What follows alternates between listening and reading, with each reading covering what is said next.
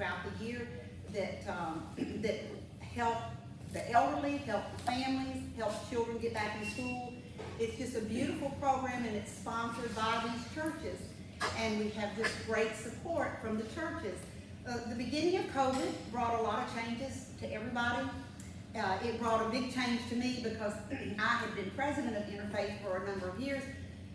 But as I came in to be president, the food pantry was working just beautifully, and I have a philosophy: if it's not broken, don't fix it.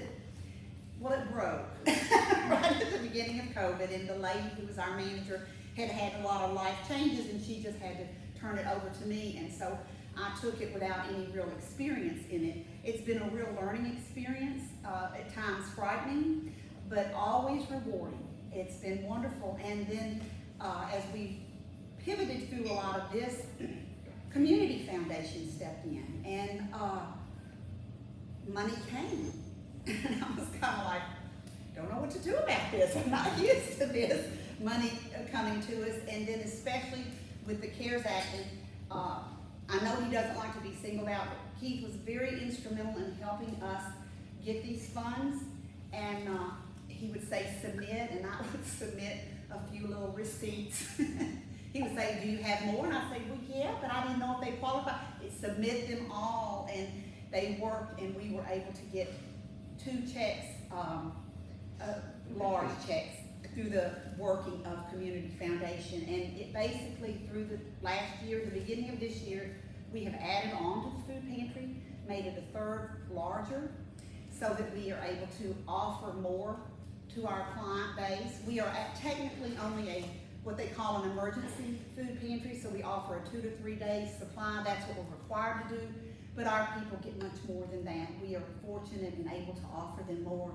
And we actually got in 2 new freezers this week, so that we are able to offer a better variety, not just of the meats, but for instance, the USDA offered frozen blueberries. Now I was able to bring in some frozen blueberries. It's just wonderful, it's exciting, and it's been very helpful. We get a large part of our food through USDA. Our churches are responsible. Each church has an item or a couple of items that they bring. What happened, and then we buy some food.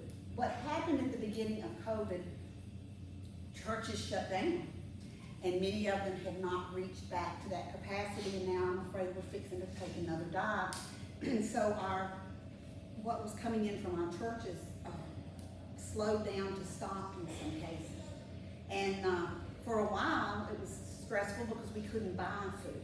But now we have been able to buy it, and it's I can go out. My husband and I went 2 weeks ago, for 2 weeks in a row, we went down Goodman Road, Aldi's here, Super-Low there, Aldi's here, and bought some of the staple items that we need to keep in the pantry. And we were able to do that, just like we were able to do the freezers. I needed another dolly, and I was able to get a dolly. We were able to do that because of the work and the generosity of the Community Foundation. I do want to say, I have to say this, I promise I'll quit. We are 100% volunteer. We pay a utility bill on the food pantry. That is our only regular monthly bill. Anything else we do if you need food, if we want to contribute to an item, but there is no salary, there are no benefits paid, there's no reimbursement for gas expenses. I know my accountant can tell you because I put all this on a tax return. But anyway, it's a beautifully run organization, all of these churches coming together. We stand at that door before we come in, and we may be black or white, or we may be Baptist or non-denominational or Catholic, but we walk into this room, we become one body of Christ, and we all work together to reach out to our neighbors. That's what we're about. It's our neighbor, a neighbor helping a neighbor. And that's the way we started it, that's the way it was started 40 years ago, and that's the way we maintain it. And Community Foundation has just been so very wonderful in helping us keep that, and we are truly grateful. All right. Thank y'all. First time, y'all can clap for her. Clap. But as you heard, volunteers.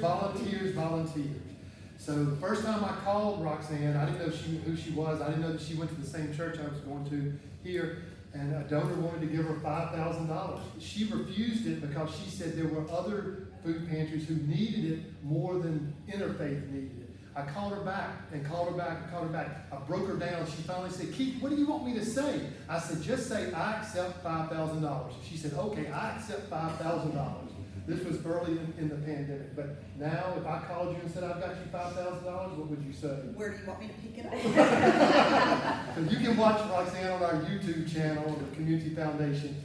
2 check presentations have been done at Interfaith. Yes. And so our name, Coley, our name is getting out there among a large group of people, of the volunteers of Interfaith. And we do provide milk and eggs in our pantry, so that's one of the things the money goes for. One of the very few pantries are able to do that, but we do milk and eggs for every family, every time, so.